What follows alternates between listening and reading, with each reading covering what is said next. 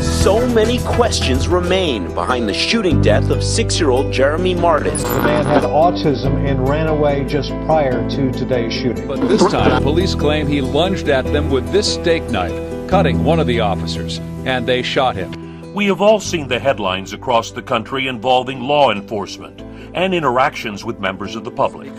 Law enforcement is a dangerous job in the times we live in today. Some encounters with police have become deadly. In the Chicago area, a 15-year-old teen with autism was recently shot and killed by police. First responders may also face tragic accidental drownings because children with autism are attracted to water and have no sense of danger. Drowning fatalities following wandering incidents remain a leading cause of death among those with autism spectrum disorders, or ASD.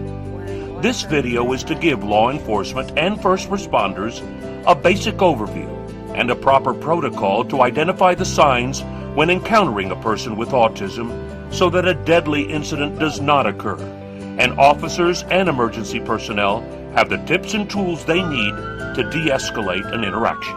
And you'll see him, his facial structure will completely change. He'll get this look on his face and he'll start to do animal claws, and then he'll threaten to kill them. I'm going to kill you. I'm going to blow this school up.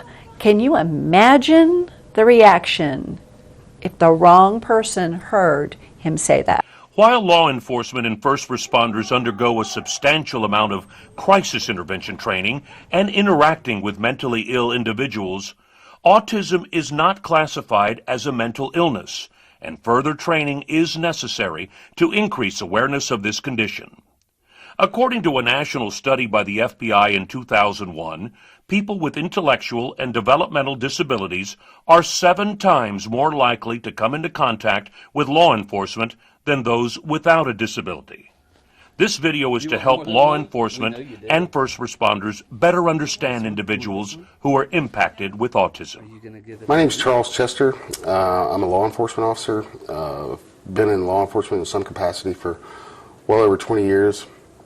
I've worked patrol, investigations, training, and with that training, I thought about this video because I have a son who has autism. He's 16 years old, and one of my biggest fears is that he's going to come in contact with law enforcement and they won't understand what they're dealing with. So what I'd like to do is create a video to put the awareness out there to first responders and police officers to recognize the symptoms of autism and learn about ways to mitigate any potential volatile situations. 49% of children with autism wander from a safe environment. Wandering is one of the #1 issues emergency responders will face. Oh, you got some ants on there, huh? Yeah. Do you know where your parents are? Yeah. Okay. See if we can see them anywhere. Well, my name's Dan with the fire department. We're here trying to help you. Do you know where your parents are if we go try to find them? Hey guys. Are you okay? Hey. What's going on? We found them wandering, and we're just trying to get some information. Okay. Pretty much How about what's your name? Do you have any ID on you? Any type of information or a cell phone? The paramedics and fire department in Williamson County, Texas, and the Autism Society of Central Texas worked with us on several emergency scenarios with local teens with autism.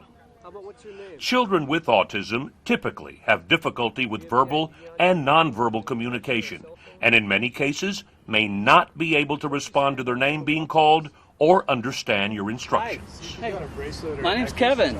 Can I shake your hand? How you doing? What's your name? Can you tell me your name? Yeah? Are you hurting anywhere? No? You want to go sit in our ambulance and let's talk? Can we talk with you for a little bit? The first responders are showing how to best interact with this teen who has autism by explaining and showing him what they will do to take his blood pressure so he won't be afraid and have a meltdown trigger. See what it's doing? It's just squeezing my arm, okay? Can I do that to your arm? Is it okay if I do that to your arm, bud? Can we take your jacket off to try to do it on your arm? No? You want to keep your jacket on? Okay. There you go. Autism is prevalent. Statistics show 1 in 68 births will be an autistic child, and boys have 4 times more of a risk of being born with autism than girls. So the chances of a law enforcement officer or a first responder coming in contact with a person with autism, possibly a young adult male, is very high, and if approached the wrong way, could lead to a deadly or dangerous outcome. It's a huge problem. It's a huge learning curve. I think it's a huge learning curve for everybody because not everyone understands what autism is or ASD. And so I think it's just getting the right education and being open to answering questions, asking the right questions, knowing certain things like touching. An individual with autism might absolutely hate touch. And so, not meaning to, you can set someone off just by touching their shoulder, and they can start screaming, biting. Because when you see someone with autism and you meet another one the next day, they could be completely different from each other. There is a saying that says if you've met one person with autism, you've met only one person with autism, just because they look so different across the board. No two are alike. So autism, there's 3 core symptoms. So they're deficits in communication, in social understanding, and in their interests. They tend to have very narrow, restricted interests or repetitive behavior patterns. So individuals affected with autism will have a hard time communicating and also reading other people's nonverbal cues. Police officers are trained to roll up on the scene and make immediate eye contact with a person being pulled over. If they look suspicious or don't look you in the eye, training tells you this person has something to hide or may be on drugs. But that can also be a key sign that this person may have autism. We're seeing this where first responders maybe jump to conclusions or make assumptions about the person's character because of the lack of eye contact, because of the poor or limited communication skills. They make assumptions about what that person's been doing or who they are, and perhaps arrest them. For this training video, we worked with law enforcement officers in Smithville, Texas. The police officers did this scenario with a young man with autism after a suspicious person call in a local park. You don't have any type of weapons or anything on you, do you? No knives or anything like that? Nope. No? Nothing. Nothing? Mm-mm. You mind if I check you real quick? Nope. Problem. You're okay? I'm okay. Can I check you real quick just to make sure you have no weapons? Nope. No? Nothing. Okay. You have an ID? Nope. No ID? Mm-mm. Okay. What's your name? Ian. While there is not one physical characteristic or a single trait that distinguishes autism, even with the best of intentions, spotting and properly dealing with the signs of mental illness and disability are special challenges for first responders. Individuals with autism don't always react to things like eye contact, commands, sounds, and changes in their environments the way most people do. It's difficult to recognize a person with autism right away. You have to spend at least 30 seconds with them. You can't just look at someone and say that person has autism because they look just like you and me. It's all in mannerisms. It's negative eye contact. It's a lot of times their posture. One of the fastest growing needs for us is how to properly interact and be able to handle different types of situations when dealing with individuals who do have special needs. Hello. What are you guys doing here? We're with the fire department. My name's Bee. What's your name? Danielle. Danielle. Nice to meet you. Nice to meet you. Hey, wait a minute. We all have met. For police officers and first responders, spotting the possible signs and symptoms of autism and being patient is very important. In this scenario, the Round Rock Fire Department is responding to a call about a seizure. My name is Dan, the fire department. Hi. What's your name? He's nonverbal. He can't talk. All right. I mean, he can tell you. What's going on today, kid? What's the problem? He may have had a seizure. John has autism and seizure disorder. He has trouble speaking, but fortunately on this call, he is with his mother. This is just going to squeeze your arm, okay? And this one's going to go on your finger. The medical professionals are very patient with John while they check his blood sugar. All right, on the count of 3, small little poke. Okay, 1, 2, 3. Good job. Oh, hold on. No, they have to get the blood, John. They have to get they have to get the blood. They have to get the blood out of there, John. Watch. 1 second, real quick. You're doing a good job. You're doing great. Because, John, if we have to do it again, then you're going to be even sadder. Perfect. There, that's all I need. You want a Band-Aid? Sensory overload is common with individuals who have autism. Lights and sirens would be a big deal, particularly in the evening where lights are bright and they're reflecting off of everything. To them, that's like being on a battlefield. Hey, John, so these are seat belts, right? You put on a seatbelt in the car. Once they get John into the ambulance, they very carefully explain to him what they're going to do next to check his vital signs. Can I check your pulse? Can I touch your John, wrist? he needs to, give him your hand. Can I roll your sleeve up? I'm just going to touch your wrist here. The EMS workers and firefighters in the Austin suburb of Round Rock are working with teens impacted with autism to see their reaction when being approached in what could be an emergency situation. It's a valuable learning experience for all those involved. When she has her seizures, does she kind of just stare off, or does she have full Yes, body? she just stares off, and sometimes she will just freeze. She's a twin, and both she and her sister have autism. She has ADHD, and she's recently had a pretty substantial cognitive regression. So she has her ability to speak is very limited. Okay. So when people talk to her, you have to make sure that you get her eye contact and that she understands what you're saying, and you need to speak very slowly so she understands. I think it's important that we let our larger community know about autism, especially our first responders who are often at intense crisis situations or at times of real emergencies with our families, when awareness is really important.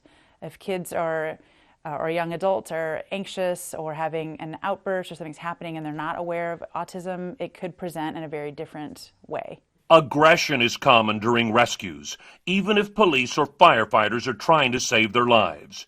Treat each case as critical. Children with autism have an impaired sense of danger and face immediate risk. Trying to restrain an individual with autism that is already not understanding what's going on, and that's apparent in their aggressive behavior. So they're in a fight or flight mode is only going to trigger a more severe outburst or a more severe behavior. And it's very common for them to start engaging in headbanging, biting, spitting, throwing. And so you really want to look for signs that they already feel threatened. So situations that I go through with Josh, struggles, getting off the bus, getting in the car, taking his medication, which we don't give him a lot, but there's some that we have to give him. Getting in the bathtub, he can become aggressive, not only with me and my wife, but with himself. Head banging, hitting himself in the head, slamming his head against the wall, those sorts of things. So that's part of the catalyst for this video is, 10 years ago, if I was working the street and I saw someone doing that, the first thing I'd probably think of is some sort of narcotics.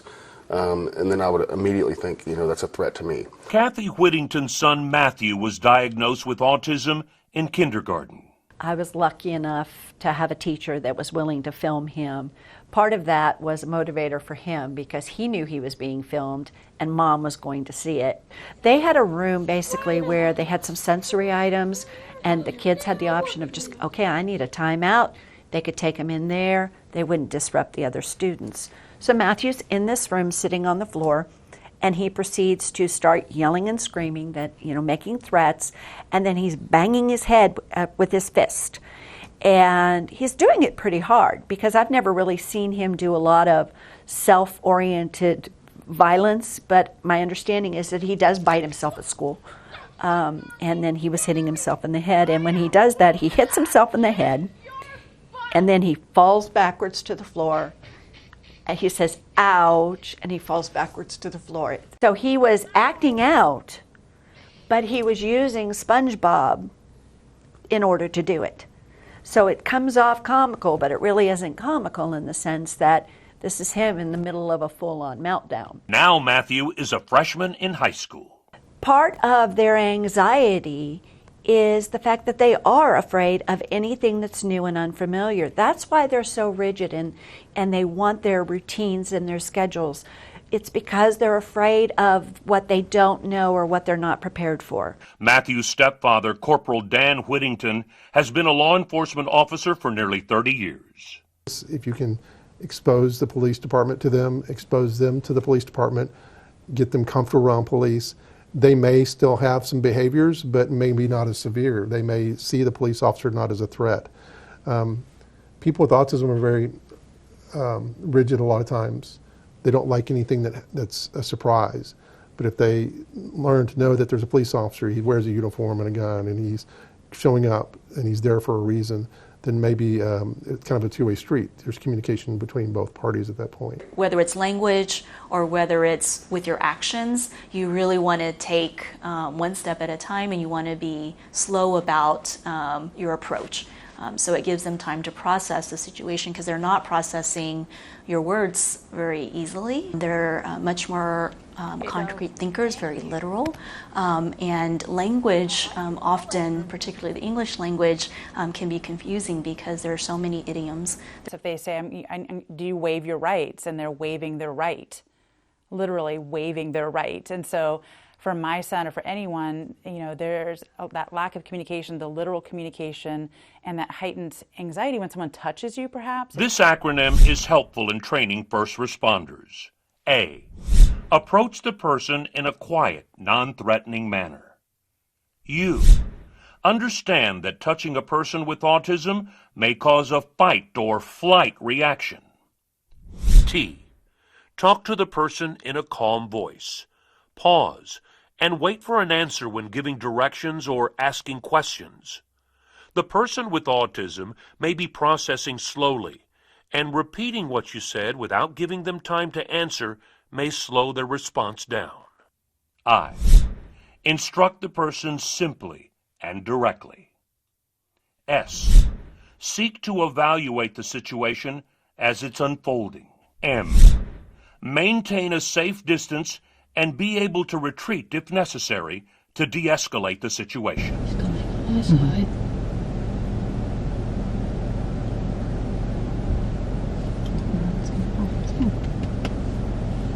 Law enforcement officers should be predictable and give the person with autism a chance to process who they are, what they want, and why they are there.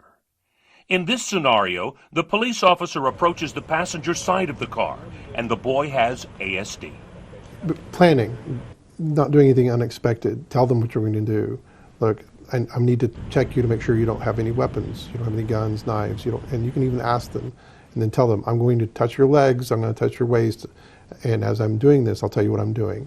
And you can pat that person down doing that. A lot of times, as long as you let them know what you're doing and prepare them, they're okay. And the key is preparation. Deep touch actually is better than very soft touch. So patting them down actually is okay.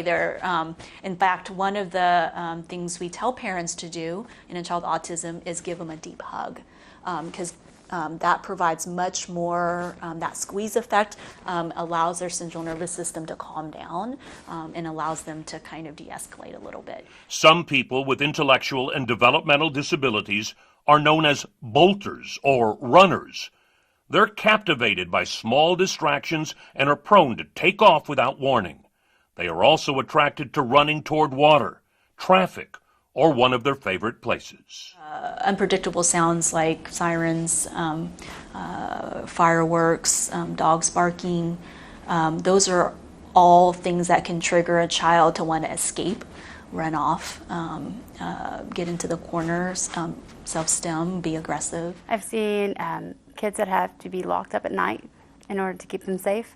Most houses I go into have several locks and chains on the doors to keep them in because they run, and so that's a huge concern. that they can run out the front door, they could hurt themselves, they could get into something they're not supposed to get into. And so most parents have an extreme fear, it seems like, if their child is prone to behaviors like that. The National Autism Association reports that 91% of children who drown in the U.S. are children with autism. If they are missing, check waterways first. So with the runner, right, we obviously would go back to the last known point of visual contact, but even while we are approaching the scene, hopefully we get some kind of, are they in pajamas? Are they don't have a shirt on? Is it 3 a.m.? Well, we can start narrowing down those people, right, as we're coming into the scene.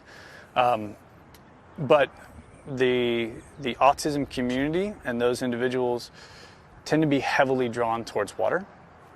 And so one of the big things that we want to make sure we cover is any backyard pools, jacuzzis, creeks, if there's a neighborhood lake, anything like that. We also want to make sure that those people that start searching that area are very aware of those waters. A fire emergency could be another unique challenge for individuals with autism who may retreat deeper into the burning home to avoid the noise of the smoke detector. Some run from firefighters trying to save them or refuse to leave the home because their senses are overloaded. The chaotic events of a fire can cause the child with autism to run back into the burning home to seek comfort in a safe place like their bedroom, under the bed, or a closet, even if it will jeopardize their life. It's probably going to be a high heat, high smoke, very stressful environment. Our biggest priority is to just locate the people and get them out as soon as possible. We deal with this with also not only people with autism, but also young children, will be sometimes scared of firefighters. We're wearing a lot of equipment. You can't see our face. We're breathing air. It's a scary addition to an already scary situation. So I'd usually just kind of follow my main protocol, which is, locate the victims as quickly as possible and grab them and get them out. There is no known single cause of autism, and it is the fastest growing developmental disability. But studies show that early diagnosis and intervention can lead to significantly improved outcomes. When you have autism, it doesn't look the same, and so it's very hard to identify. I think it's important that people know that it affects all ages and stages. It's not something that just goes away when you reach adulthood. It's something that impacts you throughout your lifespan. And so while you may not know right away what's going on with your child, there's a kind of grieving process that when you do get that diagnosis, that cycles through. So, things like major milestones like driving or going to university or getting married, there are no guarantees for any of us, but certainly no guarantees with our families. Well, my son's name is Nolan, and he's going to be 11 years old this month, and he was diagnosed with autism. I think he was about a little over 2 years of age. So he's made great strides over the last 9 years that we've been dealing with this. It's taken a lot of work. It's taken a lot of therapy, and it's definitely definitely an ongoing process. But I'm extremely proud of him, and I love him to death. It's a constant battleground. I mean, and it's not just once in a while. It's not he had a bad day today. It's every day. It's every 5 minutes. It's not an hour by hour battle. It's not a day by day battle. It's a minute by minute battle. So the Autism Society is here to provide information, referrals, and support, education, advocacy, and recreational opportunities. And so this is a big part of what we've been trying to do is help educate both the autism community about first responders and letting first responders know about autism. So this is really important for our families because it's kind of a mutually beneficial opportunity. We're learning about what their needs are and what first responders might be looking for. And equally, first responders, I think, will learn more about what autism is and how it presents in a crisis. Through actions like this video, this training, through integration into the society of individuals with disabilities, and through media communications, we have the ability to enlighten people and to empower them as parents, as educators, as first responders. And I feel like it's our responsibility to do so. For more information about autism resources for first responders, go to these websites where additional training materials can be found. Autism Society of America Safe and Sound Initiative. National Autism Association Big Red Safety Box. Autism Speaks Wandering Resources.